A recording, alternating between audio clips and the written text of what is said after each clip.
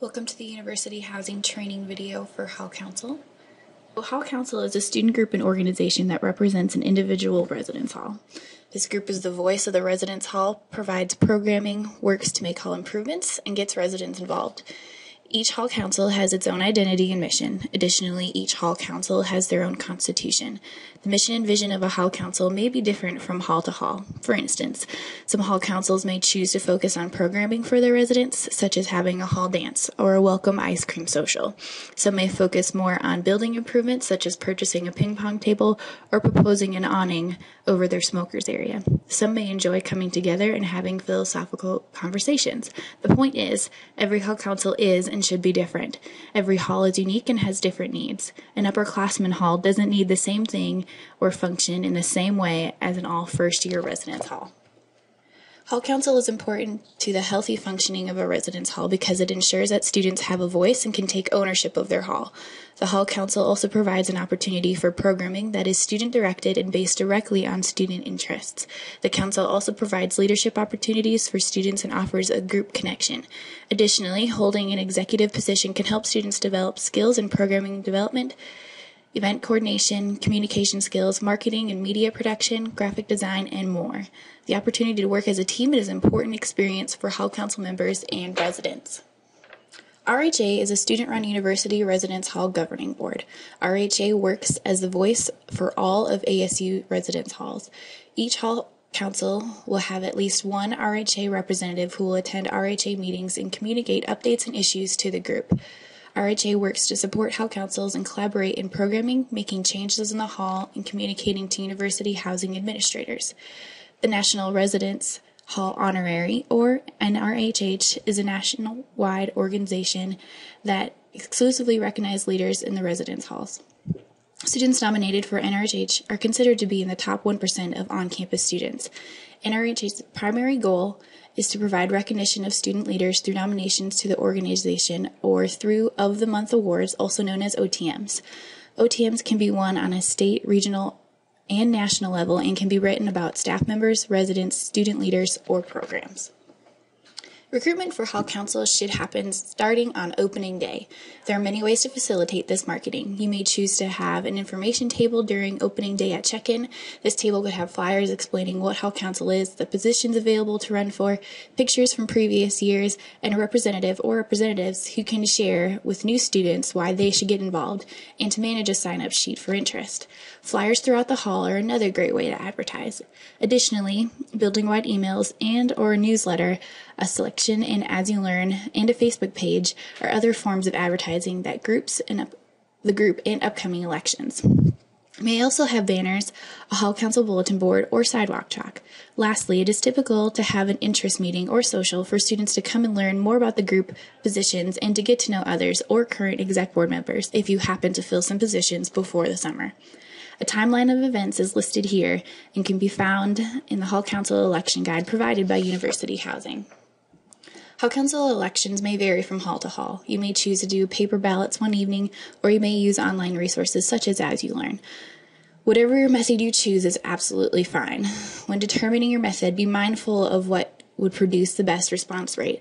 It is also important to clearly outline the process and advertise these elections. Again, using multiple forms of advertising for this is ideal.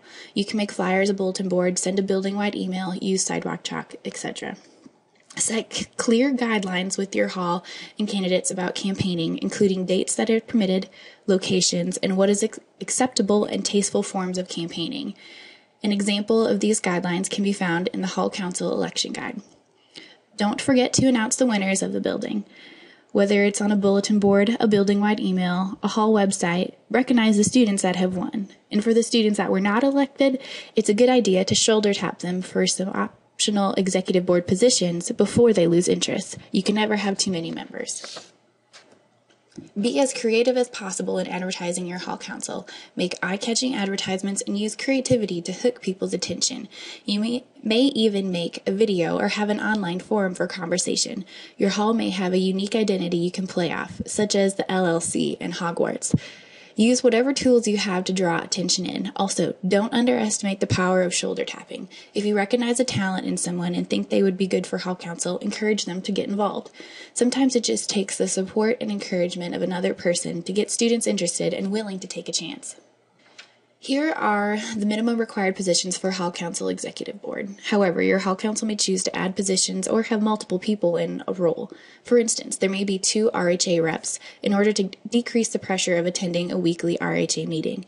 Other positions that a Hall Council might choose to add may include Formal Events Chair, Community Development Chair, Academic Relations Chair, etc. The Hall Council Election Guide outlines the exact responsibilities of each of these positions, but your Hall Council constitution should also include these in detail. As an advisor, you should be in frequent communication with your executive board members. You should meet with your president for one-on-ones each week, and with other exec board members as needed. It is important to check in and follow up with your exec board members regularly and to offer them support as needed. One-on-ones are intended to meet the students' and group's needs. How can you help support your exec board member and the group? You may discuss additions to the meeting agenda, group dynamics or concerns, program preparation, etc. One-on-ones will take on different forms and purposes for each individual. The main goal for your exec board members is to feel supported and to be able to easily approach you as their advisor. You should also address the group via other forums. Your Hall Council may have a Facebook group where constant communication reminders can happen. You may also communicate through group emails.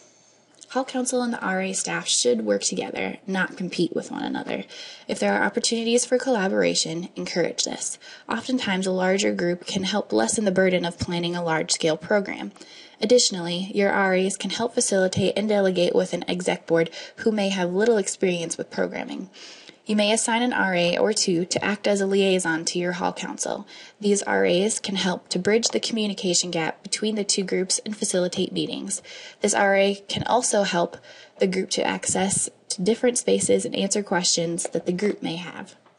Each hall has a different budget. The RD is responsible for managing this budget. However, the Hall Council treasurer can and should also keep track of this budget. The treasurer will submit purchase authorizations, also known as PAs, to request money for spending. Spending should be decided as a group and should be voted on during meetings or through an online forum. Minutes with the approved spending should be submitted with the PAs to verify this voting. On purchase requests over $100, minutes and 2 forms of advertising must be submitted to gain approval for spending. An Excel spreadsheet is typically a good way to manage your budget. You can gain verification of your budget from Janet Smith in the University Housing Main Office. As a Hall Council advisor, you will also face some challenges along the way.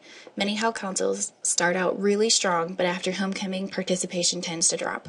Prepare for this in advance by being supportive of your Hall Councils through homecoming and helping them plan ahead for events and programming that they will want to do in the Hall after homecoming is over.